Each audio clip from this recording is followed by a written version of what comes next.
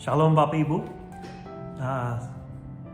Kita langsung akan lanjut dalam seri tentang tren-tren yang ada di gereja Indonesia yang kadang-kadang agak berbahaya untuk kesehatan gereja atau untuk sentralitas Injil.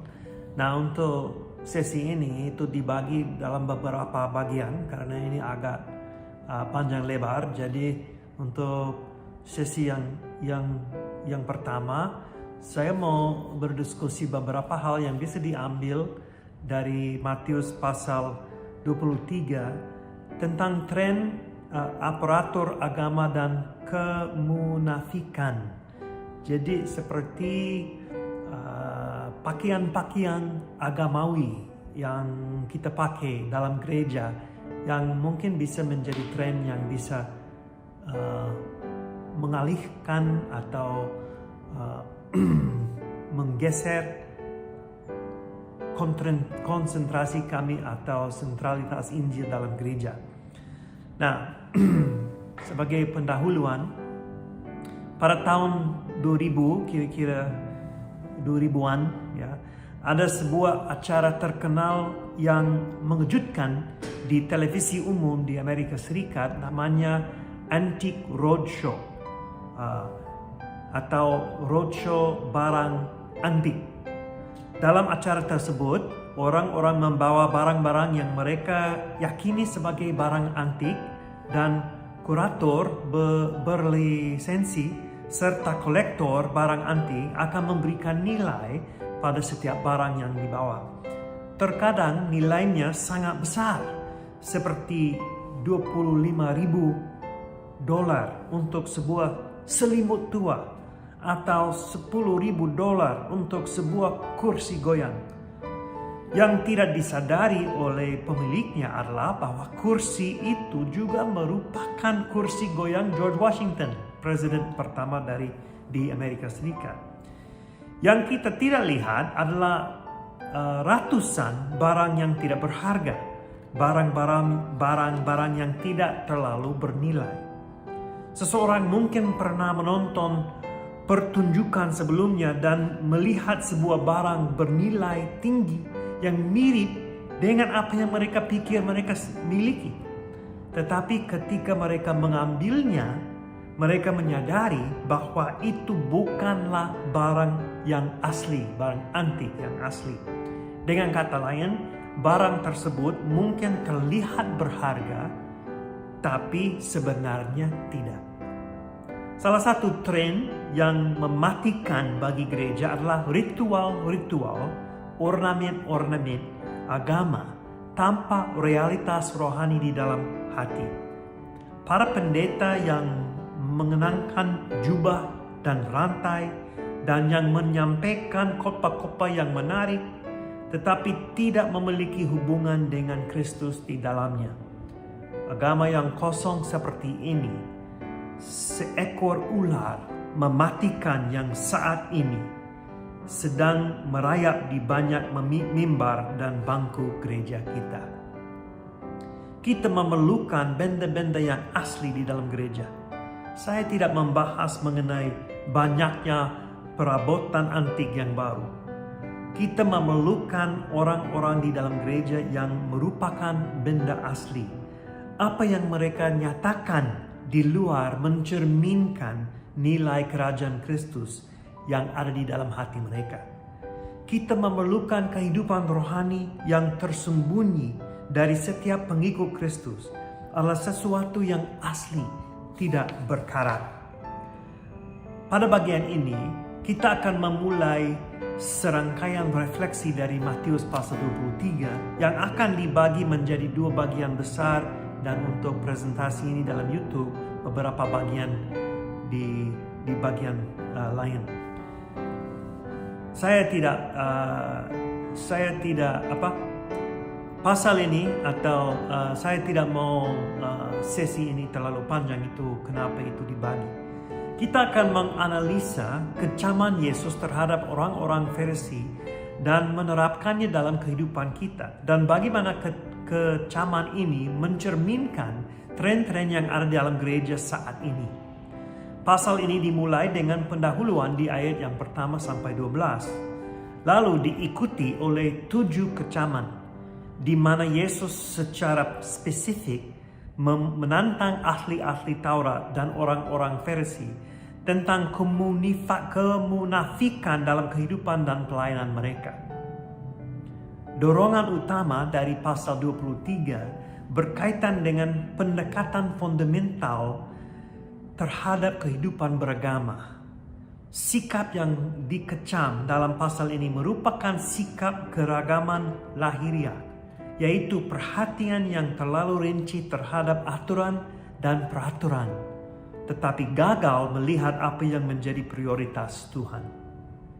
Latarnya adalah halaman bait suci, sehingga kerumunan orang banyak digambarkan sedang mengelilingi Yesus bersama dengan murid-muridnya ketika Yesus menantang orang-orang Farisi. Ini bukanlah percakapan dua arah, namun sebuah pernyataan anak manusia melawan agama-agama yang kosong pada zamannya. Hal utama yang ingin saya pertimbangkan saat kita memulai pasal ini adalah seperti berikut, atau seri ini berikut. Di dalam kerajaan Kristus, kita menempuh jalan Kristus. Kita akan membahas 3 tanggapan positif terhadap tindakan negatif orang-orang Farisi dan ahli-ahli Taurat. Kita harus mengevaluasi hubungan kita dengan Kristus untuk melihat apakah kita lebih serupa dengan karakter kerajaan Kristus atau dengan karakter orang-orang Farisi. Tanggapan positif yang pertama adalah kita harus melakukan apa yang kita ajarkan. Hal ini menanggapi kemunafikan orang-orang Farisi yang mengatakan sesuatu tetapi melakukan hal yang bertolak belakang. Perkataan lakukan apa yang saya katakan dan bukan apa yang saya lakukan tidak berlaku dalam pendidikan anak. Dan hal ini juga tidak berlaku untuk kepemimpinan rohani atau untuk kehidupan rohani dalam tingkat apapun. Anak-anak melakukan apa yang mereka lihat dilakukan oleh orang tua mereka. Pengikut rohani akan melakukan apa yang mereka lihat dilakukan oleh pemimpin rohani mereka. Ketika kita memainkan permainan ikuti sang pemimpin, hal itu berkaitan dengan arahannya dan tindakan. Anak-anak tidak memainkan permainan tersebut dan hanya melakukan apa yang dikatakan oleh pemimpinannya. Perhatikanlah bagaimana Yesus menekankan tentang kursi Musa. Ada kuasa dalam firman Tuhan. Musa memberikan hukum Taurat kepada bangsa Israel. Tetapi sejak saat itu diperlukan guru-guru lain untuk menjelaskan dan menerapkannya. Dan mereka yang melakukan hal tersebut duduk di atas kursi Musa. Tetapi yang tidak dapat kita lihat dalam terjemahan ini adalah ironis dalam apa yang dikatakan Yesus. Pada intinya, Yesus menantang orang banyak. Turutilah dan lakukanlah segala sesuatu yang mereka ajarkan kepadamu. Tetapi janganlah kamu turuti perbuatan-perbuatan mereka. Dengan kata lain, penting untuk menunjukkan rasa hormat kepada mereka yang memimpin, karena mereka telah diberi posisi kepemimpinan yang telah ditetapkan oleh Tuhan. Tetapi tidak perlu mengikuti contoh kehidupan mereka. Dalam beberapa kasus, khususnya yang berkaitan dengan tradisi-tradisi manusia, gaya hidup para pemimpin yang fasik meniadakan otoritas Musa mereka. Sebagai pengikut Kristus, kita harus menjadi orang yang melakukan apa yang kita katakan. Kita harus menjadi orang yang melakukan apa yang firman Tuhan katakan. Ortopraksi atau praktik yang benar kita harus sejalan dengan ortodoksi, ajaran atau pengajaran yang benar dari kita. Salah satu alasan mengapa banyak orang meninggalkan gereja atau tidak lagi mengikuti gereja adalah karena mereka tidak melihat gaya hidup gereja yang sejalan dengan pesan yang disampaikan oleh gereja. Beberapa tahun lalu, Erwin McManus mengatakan pada sidang umum KONAS untuk CMA di Amerika bahwa orang-orang keluar dari gereja karena gereja sudah tidak relevan lagi. Mereka tidak melihat kenyataan. Tetapi ia mengatakan bahwa hal itu bukan karena gereja tidak relevan, tetapi gereja telah berhenti menjadi gereja. Sebenarnya gereja murni tetap relevan. Ini bukanlah fitnah terhadap pesan tersebut. Hal ini lebih menunjukkan kurangnya perilaku yang benar dari umat Tuhan. Di Amerika, umat Kristen Amerika selama beberapa dekade mengeluh bahwa doa tidak diperbolehkan di sekolah-sekolah umum. Tetapi juga tidak banyak orang yang berdoa di gereja. Orang-orang Kristen di Amerika mengeluh tentang 10 perintah Allah yang disingkirkan dari gedung-gedung pengadilan. Tetapi beberapa banyak orang Kristen Amerika yang dapat mengucapkan 10 perintah Allah. Yang lebih penting lagi, beberapa banyak dari antara kita yang menjalankan 10 perintah Allah. Pertanyaan yang sama juga dapat diajukan kepada orang Kristen atau umat Kristus di Indonesia. Mungkin umat Kristen di Indonesia mengeluh tentang kurangnya representasi umat Kristen dalam pemerintahan Indonesia. Tetapi seberapa banyak representasi Kristus dibuktikan dalam kehidupan kita di Indonesia. Kita berbicara tentang kejahatan aborsi, kemabukan, ketergantungan narkoba, dan prostitusi. Tetapi secara diam-diam kita menipu baca, menonton pornografi, terlalu banyak menonton televisi, dan menunjukkan sikap tanpa kasih dalam hal rasisme, mengabaikan orang-orang miskin, atau tidak memperhatikan apa yang dibutuhkan oleh dunia ini. Melakukan apa yang kita beritakan bukan hanya sekedar nasihat bagi para pemimpin rohani, ini berlaku untuk kita semua. Tanggapan positif yang kedua adalah kita harus menekankan belas kasihan. Hal ini menanggapi praktik orang Farisi yang meletakkan beban berat tradisi manusia di atas pundak orang-orang yang mencari Tuhan. Orang-orang Farisi menyukai peraturan dan hukum-hukum kecil, tetapi mereka menjadikan hidup untuk Tuhan sebagai suatu beban, bukan suatu sukacita. Dengan hanya mengatakan dan tidak melakukannya, mereka memaksakan aturan-aturan kepada orang lain, tetapi tidak memberikan bantuan untuk mengatasinya. Jadi ini berbeda dengan kup yang enak dan beban yang ringan dalam mengikut Yesus. Mereka yang mengikut para ahli Taurat dan orang Farisi mendapati diri mereka letih lesu dan berbeban berat, berjuang di bawah beban hukum yang memperbudak mereka dan bukannya membebaskan mereka yang mengikutinya. Bandingkanlah hal ini dengan apa yang Yesus definisikan sebagai hukum yang terutama. Kasih kepada Tuhan, kasih kepada sesama. Kasih adalah dasar dan motivasi ketaatan kita, bukan mandat dari sebuah aturan hukum. Hukum Taurat bukan dimaksudkan untuk menjadi beban.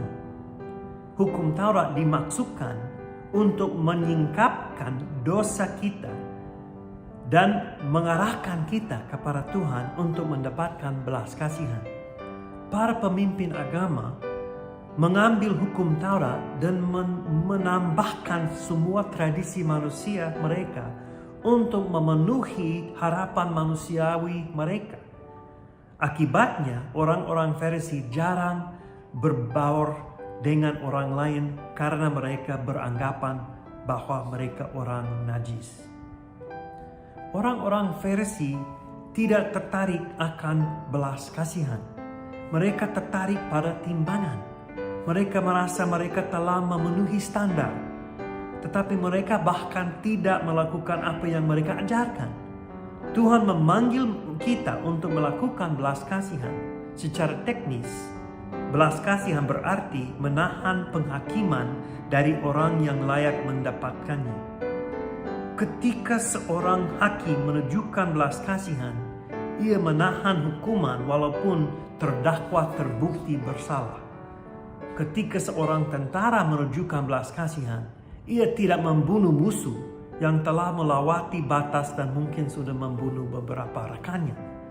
Ketika kita menunjukkan belas kasihan, kita menahan amarah atau penghakiman terhadap orang-orang di sekitar kita. Pertama-tama karena hanya Tuhanlah yang berhak menghakimi. Yang kedua karena Yesus telah menunjukkan belas kasihannya kepada kita. Efesus pasal 4 ayat 32 mengatakan bahwa pada kita untuk saling mengampuni sebagaimana Allah di dalam Kristus telah mengampuni kamu. Yesus mengatakan dalam Matius pasal 5 ayat 7, berbahagialah orang yang murah hatinya, karena mereka akan beroleh kemurahan. Tugas dari pemimpin gereja bukanlah menumpuk sekumpulan aturan dan ritual di punggung orang lain, tetapi untuk menunjukkan kasih Tuhan kepada mereka. Ia yang telah melakukan segala sesuatunya untuk membuka jalan bagi mereka kepadanya.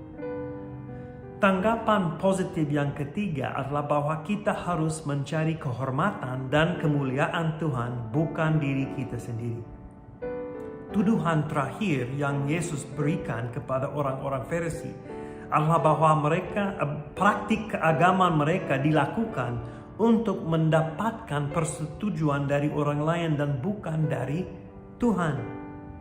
Ayat-ayat ini mengingatkan kita akan kemunafikan dan sikap memamerkan kebenaran di depan umum yang dikutuk dalam Matius pasal 6. Yesus mengatakan bahwa orang-orang Farisi senang memamerkan puasa mereka dan berdoa dengan keras di tempat umum. Orang-orang Farisi terobsesi untuk memamerkan filakteri dan jumbai-jumbai mereka. Filakteri adalah kotak kulit kecil yang berisi tulisan hukum Taurat yang dikenakan di dahi dan lengan sebagai penggenapan harfiah dari Ulangan pasal 6 ayat 8. Hal itu mungkin ditunjukkan sebagai alat bantu rohani bagi pemakaiannya. Tetapi hal itu juga bisa memberikan kesempatan untuk memamerkan keagamaan seseorang. Baik kotak ataupun tali pengikatnya dapat dibuat mencolok dengan cara membuatnya lebih lebar. Jumbai adalah bagian pada puncak jubah orang Yahudi yang diwajibkan dalam Bilangan pasal 15, 38 sampai 39 dan Ulangan pasal 22 ayat 12. Pada zaman Alkitab, jumbai dikenakan pada pakaian luar yang biasa. Yesus sendiri memakainya. Bagian pinggirnya juga dimaksudkan sebagai alat bantu visual rohani. Tetapi menambah panjangnya jelas merupakan cara untuk menarik perhatian orang pada kesalehan seseorang lain. Ada banyak kesempatan bagi orang-orang Farisi untuk menikmati sanjungan dari orang-orang dalam kehidupan sekuler di pasar dan dalam ibadah. Sebagian besar dari hal ini berkaitan dengan nafsu manusia yang tidak saleh akan pujian dan perhatian. Kita menyukai posisi sebagai pemimpin karena apa yang orang lain pikirkan tentang kita. Banyak orang tidak mendambakan posisi sebagai pemimpin untuk dapat membantu orang lain atau melayani orang lain atau memuliakan Tuhan. Melainkan mereka sangat menginginkannya agar bisa memuliakan diri sendiri. Yang menyedihkan adalah kita bahkan tidak menyadarinya. Ini adalah kepemimpinan yang duniawi dalam kerajaan Allah. Tetapi banyak yang mencarinya di semua tingkatan gereja. Yesus juga menantang rasa haus akan gelar sebagai cara untuk mencari kemuliaan diri sendiri. Gelar menekankan kepedulian terhadap status. Meskipun hal ini mungkin dianggap biasa dalam kehidupan sekuler, seharusnya hal ini tidak mencari ciri khas pengikut-pengikut Yesus. Alasan pelarangan gelar rabi atau guru adalah untuk menghindari kebingungan dengan satu-satunya guru sejati yang mereka miliki, yaitu Yesus sendiri. Mengakui dia sebagai satu-satunya guru yang sejati bukanlah sebuah pujian palsu, melainkan sebuah fakta. Bahkan pengikutnya yang paling terkemuka pun tidak dapat ditempatkan di sampingnya dalam posisi ini. Selain ini, istilah harfiah untuk rabi adalah yang saya tinggikan. Hanya ada satu yang layak mendapatkan gelar ini. Bahkan Rasul Paulus hanya menyetujui satu gelar untuk dirinya, yang paling berdosa di antara orang-orang berdosa, dan dengan keras menegur mereka yang mengklaim gelar rasul untuk diri mereka sendiri dan mencoba menyangkal hak kerasulannya. Istilah lain yang ditantang oleh Yesus adalah Bapa. Istilah Bapa ditemukan dalam Perjanjian Lama sebagai sebuah istilah untuk menunjukkan rasa hormat. Biasanya digunakan untuk seorang yang lebih tua dan atau lebih tinggi secara sosial daripada si pembaca. Dalam agama Yahudi, penggunaan istilah untuk seorang guru yang beribawa diilustrasikan dalam judul traktat Yahudi, Abot atau para bapa. Gelar ketiga adalah guru atau secara harfiah instruktur. Kata ini hanya muncul dalam Perjanjian Baru. Arti aslinya adalah pemimpin atau pembimbing, orang yang menunjukkan jalan, tetapi kemudian lebih sering digunakan untuk guru, yaitu mereka yang menunjukkan jalan secara intelektual atau spiritual. Yesus adalah satu-satunya yang memenuhi peran itu bagi para pengikutnya. Saya rasa Yesus bukan melarang penggunaan semua gelar secara ketat, sehingga jika ada seseorang yang menggunakan sebuah gelar untuk menghormati orang lain atau gelar lainnya, maka itu berarti ia secara tidak tepat terlalu menekankan penghormatan. Alkitab memerintahkan kita untuk menghormati pemimpin kita. Alkitab juga memerintahkan anak-anak untuk menghormati ayah dan ibu mereka. Saya pikir sangat tepat bagi kita untuk menggunakan gelar yang pantas. Karena dengan melakukan hal tersebut, kita bersikap rendah hati di hadapan orang lain.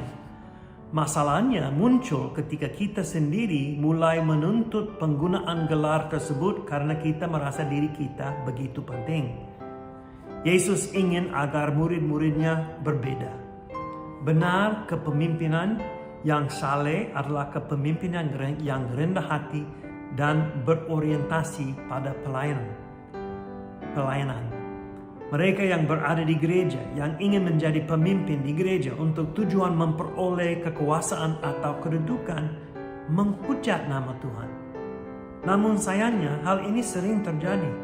Kita memiliki gereja-gereja yang dipenuhi oleh orang-orang Farisi yang menyukai kamera televisi. Mereka menyukai gelar uskup atau rasul atau gelar apapun. Tidak ada kasih kepada Tuhan ataupun kasih kepada sesama di dalam hati mereka. Dan tidak heran mengapa begitu banyak orang yang keluar dari gereja atau pergi meninggalkan gereja karena ada yang mereka lihat di televisi. Gelar tidak membawa kemuliaan bagi Tuhan. Kerendahan hati dan kehidupan yang penuh pengorbananlah yang akan membawa kemuliaan bagi Tuhan. Gelar dan mencari kehormatan diri sendiri adalah tren yang mengabaikan perhatian kita dari kemurnian Injil. Suatu kali, saya berkunjung ke sebuah rumah dan di atas mejanya tersedia buah-buahan. Buah itu tampak luar biasa. Ketika tuan rumah menyanyikan apakah saya mau buah, Saya mengambil salah satu buah yang ada di atas meja di hadapan saya. Tetapi buah yang dimaksudkan oleh tuan rumah bukanlah buah tersebut. Buah-buahan itu terbuat dari plastik. Apakah diri kita bagi dunia sekeliling kita? Apakah kita adalah buah yang terlihat baik tetapi hanya terbuat dari plastik? Bagus, berkilau, dan terlihat baik tetapi tidak berisi? Atau apakah kita ini nyata? Ada sebuah cerita anak-anak dari Inggris yang berjudul The Velveteen Rabbit, kelinci berludru. Itu adalah sebuah boneka binatang yang mengasihani dirinya sendiri karena dia tidak memiliki kancing lampu-lampu dan peralatan-peralatan lain seperti yang dimiliki mainan lain di ruang bermain. Tetapi anak laki-laki itu menyukai si kelinci berludru. Dia sangat menyukainya sampai bulunya menjadi lusuh dan hidungnya yang kecil menjadi longgar. Satu-satunya temannya di kamar bayi, si kuda goyang tua, menjelaskan kepadanya bahwa meskipun dia merasa lusuh, dia menjadi nyata karena cinta dari anak laki-laki itu. Si kelinci berludru menjadi nyata meskipun dia terlihat kasar dan lusuh di luar. Dia tidak memiliki gelar khusus yang berkilau. Dia tidak memiliki tempat kehormatan khusus. Tetapi dia nyata karena dia dicintai. Apakah yang menjadikan diri kita penting? Bukanlah hiasan-hiasan yang tampak dari luar. Bukan gelar yang kita berikan kepada diri kita sendiri. Bukan juga peraturan-peraturan yang kita taati dengan kaku. Yang menjadikan diri kita penting adalah karena Tuhan mengasihi kita. Barang siapa yang lebih cepat menyadari hal ini akan menjadi pemimpin yang menghormati Tuhan. Nah, kita lanjut ke yang pertama dari Tuhan, pesan di dalam Matius pasal 23, itu pasal 23 ayat 13 sampai 14. Nah, Alexander Solzhenitsyn menceritakan kisah berikut dalam bukunya The Gulag Archipelago. Dia bercerita, sebuah konferensi partai distrik sedang berlangsung di provinsi Moskow. Konferensi ini dipimpin oleh seorang sekretaris baru dari komite partai distrik ini komunis. Pengganti sekretaris yang baru saja tertangkap. Di akhir konferensi, sebuah penghormatan kepada kamarad Stalin diserukan. Tentu saja semua orang berdiri. Seperti halnya semua orang melompat berdiri selama konferensi setiap kali nama Stalin disebutkan. Ruangan aula bergema dengan tepuk tangan meriah demi tepuk tangan meriah, tuliskan Solzhenitsyn. Selama 3 menit, 4 menit, 5 menit, tepuk tangan meriah demi tepuk tangan meriah. Terus berlanjut, tetapi telapak tangan mulai terasa pegal dan lengan yang diangkat pun sudah terasa sakit. Orang tua pun terengah-engah karena kelelahan. Hal ini menjadi sangat konyol bahkan bagi mereka yang mengagumi Stalin. Tetapi siapa yang berani berhenti terlebih dahulu? Sekretaris partai distrik bisa saja melakukan hal itu. Dia berdiri di atas panggung dan dialah yang baru saja meminta tepuk tangan ini. Tetapi dia adalah seorang pendatang baru. Dia menggantikan seseorang yang baru saja ditangkap. Dia takut. Lagi pula orang-orang NKVD berdiri di aula sampai bertepuk tangan dan memperhatikan untuk melihat siapa yang akan berhenti lebih dahulu. Dan di dalam aula kecil yang samar-samar tanpa diketahui oleh pemimpinannya, tepuk tangan itu terus berlanjut 6, 7, 8 menit. Mereka celaka. Mereka berada dalam masalah besar. Sekarang mereka tidak bisa berhenti sampai mereka pingsan karena serangan jantung. Di bagian belakang aula yang penuh sesak, tentu saja mereka bisa berbuat sedikit curang, bertepuk tangan lebih jarang, dan dengan tidak terlalu bersemangat. Tetapi di atas sana, di hadapan presidium, di mana semua orang dapat melihat mereka, Direktur pabrik kertas lokal, seorang pria yang independen dan berpikiran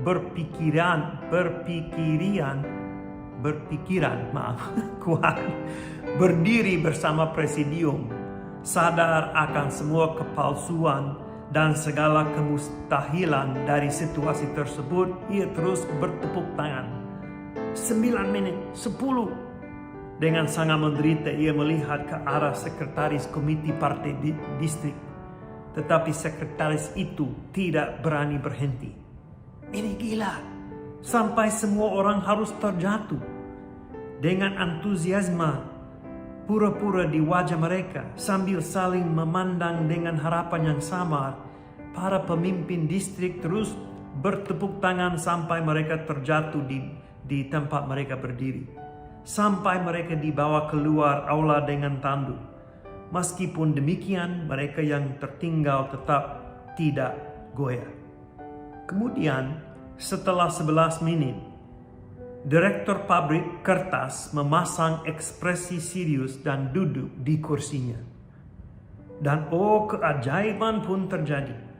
Kemanakah perginya antusiasme yang universal tanpa hambatan dan tak terlukiskan itu?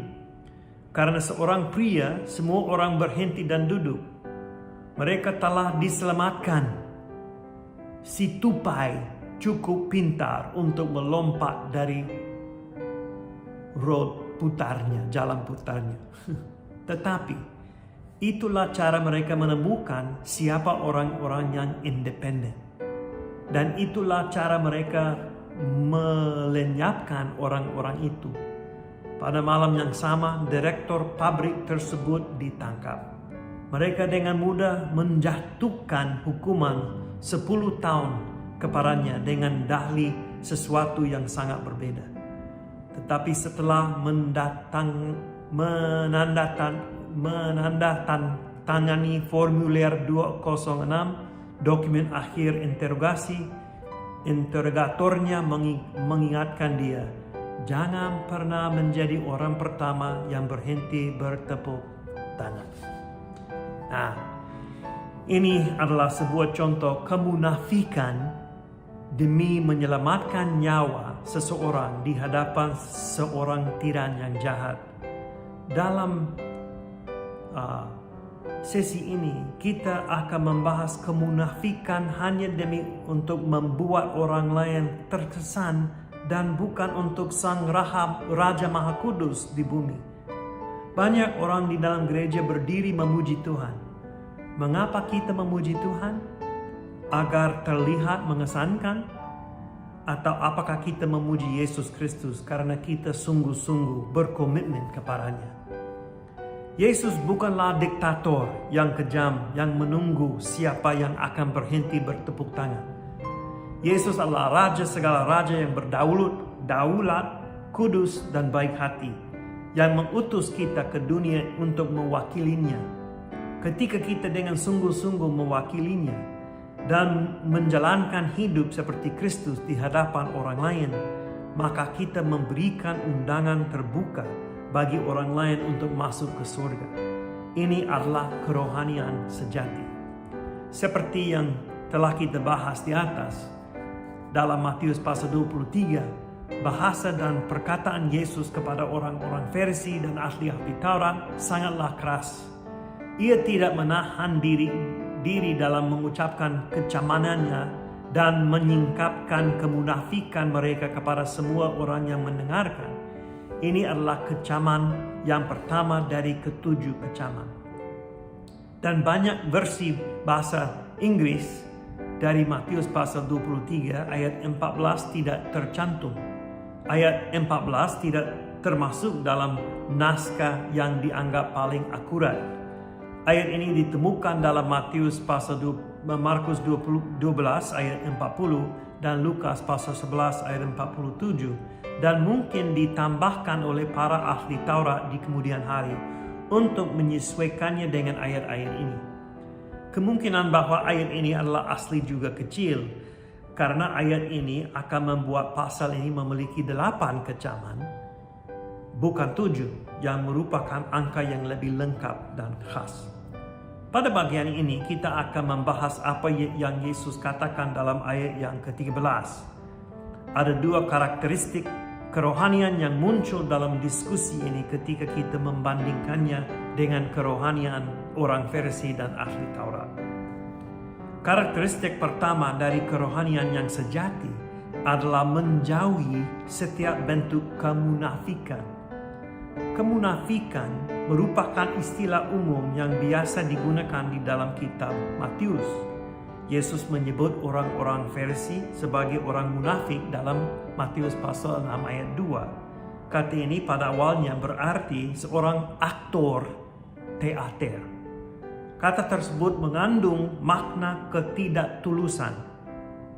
Secara sadar memainkan suatu peran yang hampir sama dengan arti kata munafik saat ini.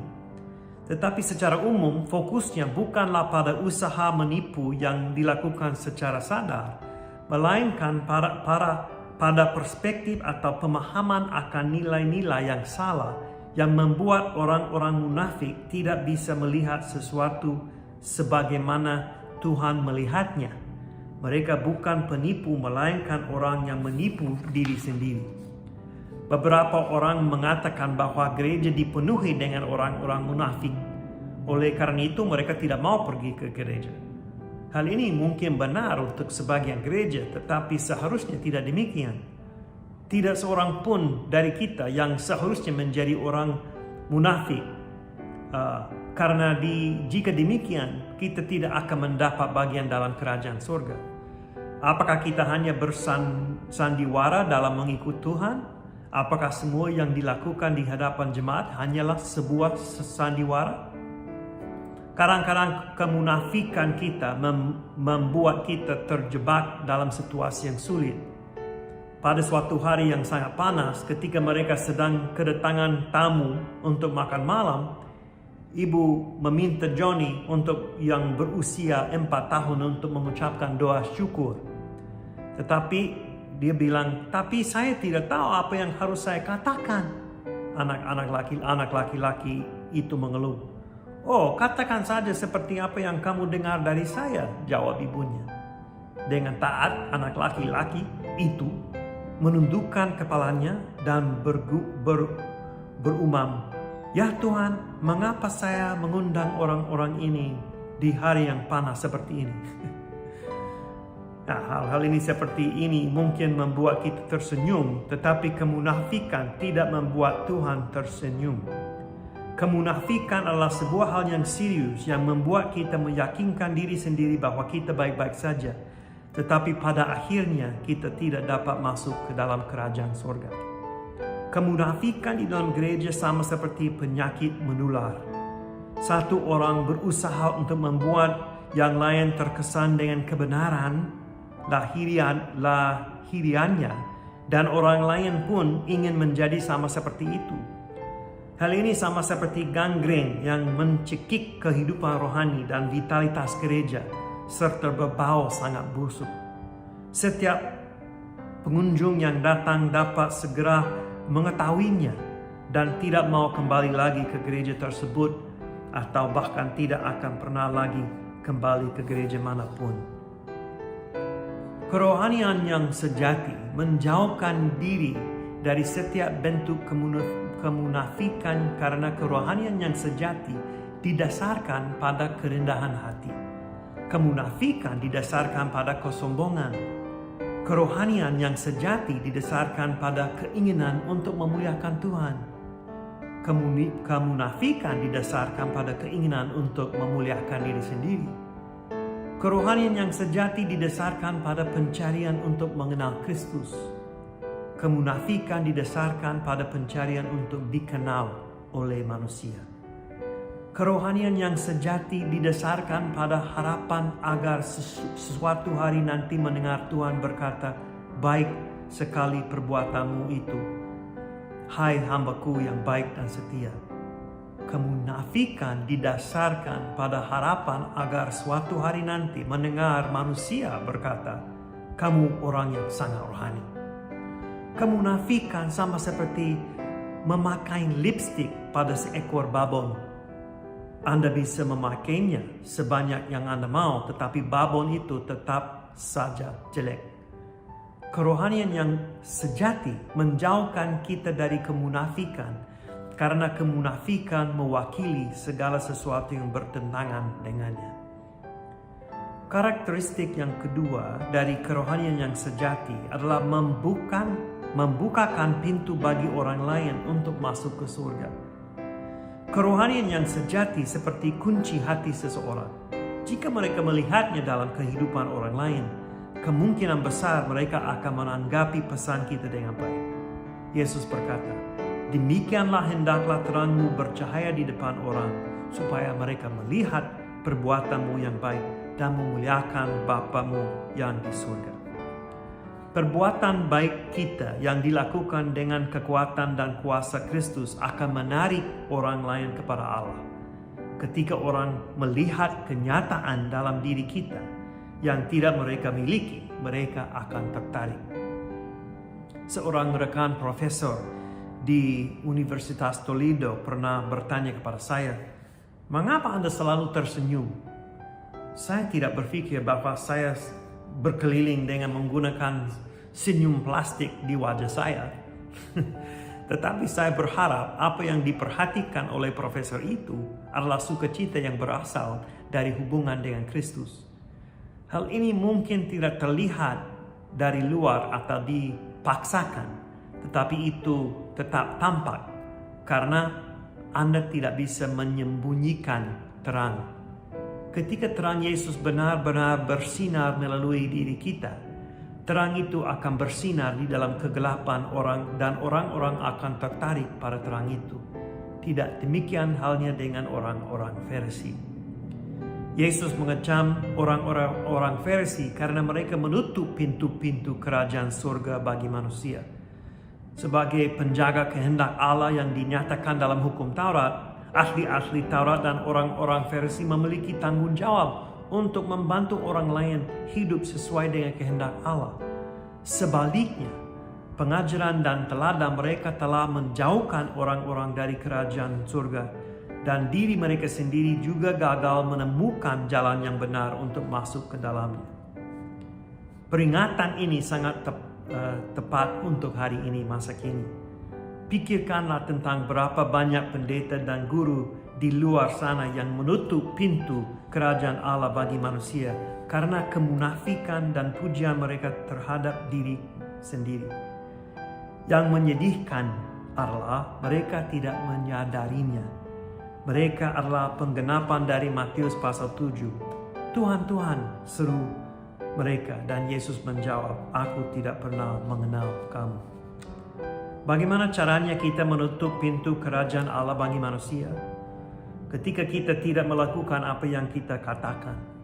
Ketika kita menumpuk daftar hal-hal yang boleh dan tidak boleh dilakukan yang sebenarnya tidak tertulis di dalam Alkitab. Ketika kita tidak pergi dan memberitakan Injil kepada orang lain karena kita menyukai jenis orang-orang, tidak menyukai jenis orang-orang seperti itu. Ketika kita tidak menunjukkan belas kasihan dan pengampunan, Yesus telah memberikan kunci kerajaan surga kepada kita. Apa yang kita ikat di bumi akan terikat di surga. Apa yang kita lepaskan di bumi akan terlepas di surga. Terkadang kemunafikan ini sangat halus, sehingga mereka yang munafik bahkan tidak dapat melihatnya sendiri. Mereka menutup pintu kerajaan surga bagi manusia, dan diri mereka sendiri tidak dapat masuk ke dalamnya. Ini seperti sebuah pintu kaca. Ketika saya berumur 14 tahun, saya berjalan menabrak sebuah pintu kaca dan memecahkannya. Saya masih memiliki bekas luka kecil karena hal itu. Seseorang telah menutup pintu kaca itu ketika saya sedang mengambil makanan ringan. Ketika saya kembali melalui ruang tamu, kaca-kaca berhamburan kemana-mana. Itulah akibat dari kemunafikan dan kerohanian kita yang palsu yang dapat terjadi pada orang-orang. Pintu kerajaan Allah tertutup di depan mereka. Kita mungkin bertanya-tanya, apakah orang benar-benar memperhatikan? Apakah benar-benar penting bagi saya merepresentasikan Kristus di dunia ini, atau apakah saya melakukannya atau tidak? Ya, orang-orang memperhatikan. Mereka memperhatikan bagaimana Anda menghadapi krisis.